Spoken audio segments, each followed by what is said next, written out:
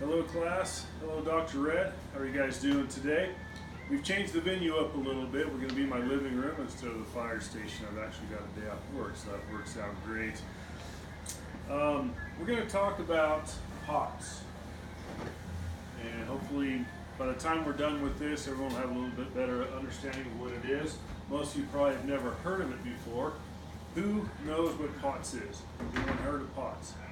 It's a medical condition. People can develop POTS literally overnight. How do I know about POTS? Well, my wife is struggling with it right now. We're in the process of getting her some care, getting her taken care of, and trying to get it figured out. So we've done a lot of research. I've done a lot of exploration. We're looking at getting her in some clinical studies. But anyways, with that information I've learned, we're going to share that with you guys and hopefully enlighten everyone. We're trying to get the word out of what it is so we can get some further public awareness. We can learn more and get some more treatment options out there for the people that have it and suffer with it. So POTS is postural orthostatic tachycardia syndrome. What does that mean? Well, it's an autoimmune dysfunction. Okay, it's part of our neurological system. It's a function with the autoimmune system. Postural representing the body posture or positioning. And orthostatic means the result of standing up. So there's changes in the body when we change our posture, go from lying or sitting to a standing position. Tachycardia is an extremely rapid heart rate. And we'll talk about some numbers a little bit later on. And what is syndrome? It's a group of signs and symptoms or feelings that occur together, and they're characterized by a particular condition or abnormality. In this case, we're talking about POTS. That is a syndrome we're going to be discussing. Okay, there's different types of POTS. There's subsets of POTS. The one that we're more familiar with, which is what my wife has, is it's a hypotensive or a low blood pressure type of situation that occurs. There is also a hypertensive, which is a high blood pressure instead of low. Hypotension, again, is what my wife Kelsey has, and we're most familiar with that. Okay.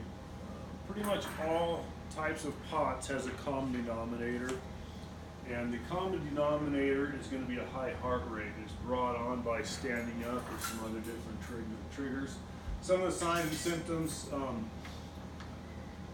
both physically and mentally, are very debilitating.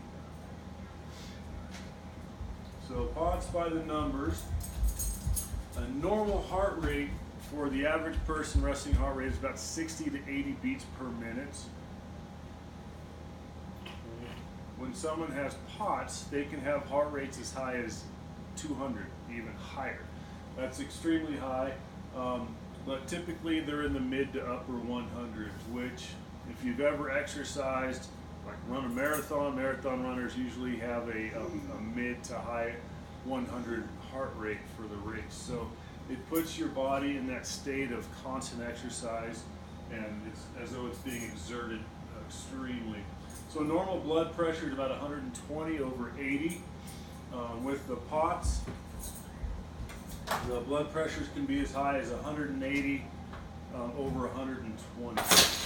Okay. In Kelsey's case, my wife, she typically has a high. That's my daughter Hazel. We don't have a babysitter, so she's joining us for our part of our audience today. So we may hear her a little bit during the presentation.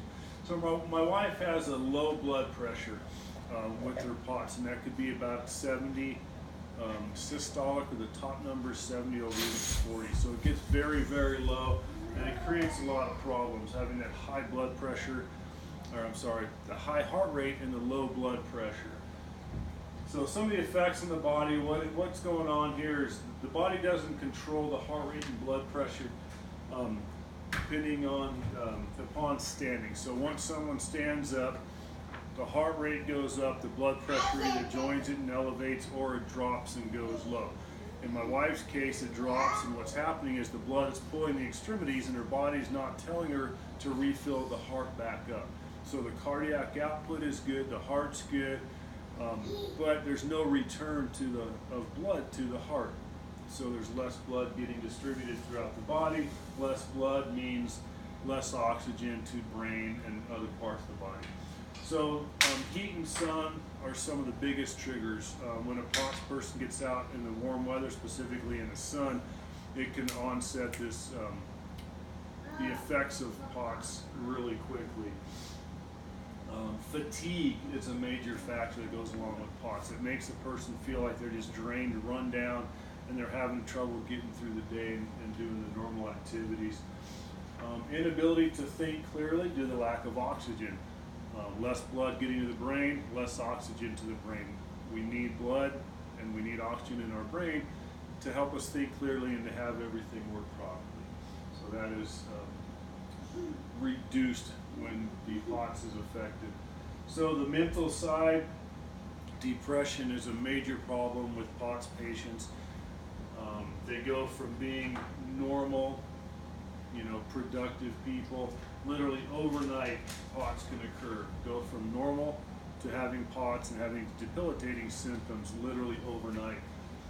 Typically young active females is who it hits, and they're usually females that have they're very athletic, in very good shape, and they're not used to not being able to get up and do whatever they want to do, basically.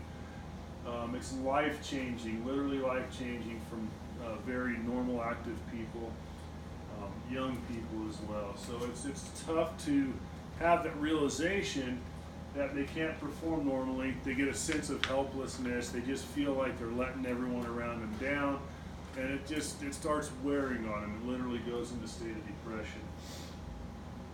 Some of the POTS specialty medical centers, we have some of the top POTS research centers in the whole world here in the United States. Probably the best one right now is probably Vanderbilt University. They're doing most of the research and the studies that are going on. And we've also got Stanford University, California is a good one, Cleveland in Ohio, and the Mayo Clinic in Rochester, New York is also cutting edge of POTS research. So in conclusion, just want everyone to realize that POTS is debilitating both physically and emotionally. We like to increase public awareness, let everyone know, because once more people become aware, people get more involved, and then things starts happening. We start getting more research, which will help the people with POTS. It is life-changing. The positive, if there is one that comes out of this, on the spiritual side, it helps teach us to rely on God.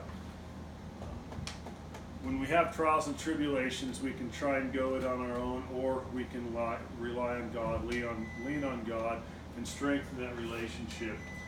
Psalms 18:2, I think, expresses it very well. The Lord is my rock and my fortress and my deliverer. God is my rock, in whom I take refuge, my shield and the horn of my salvation.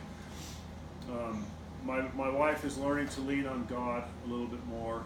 Me, my whole family, we're praying more, and we're just asking for His help and guidance, and He's getting us through it. So I think it teaches us to be better Christians and to lean more on God.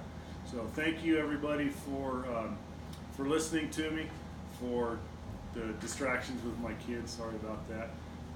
But anyways, we'll get through it, and I hope everyone has a great day. God bless you all. Thank you.